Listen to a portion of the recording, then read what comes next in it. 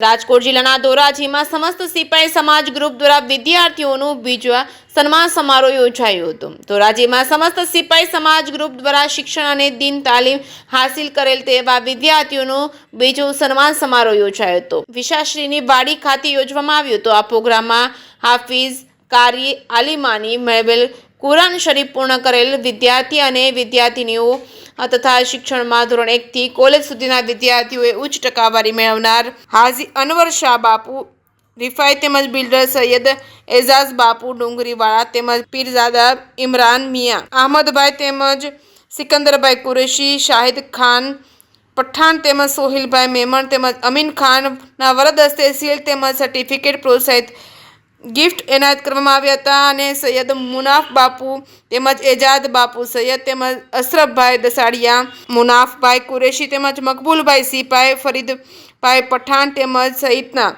તેમજ ધોરાજીના પત્રકાર ભાઈઓ તેમજ સમસ્ત સિપાઈ સમાજના ગ્રુપના કાર્યકર દ્વારા પ્રોગ્રામને સફળ બનાવ્યો હતો।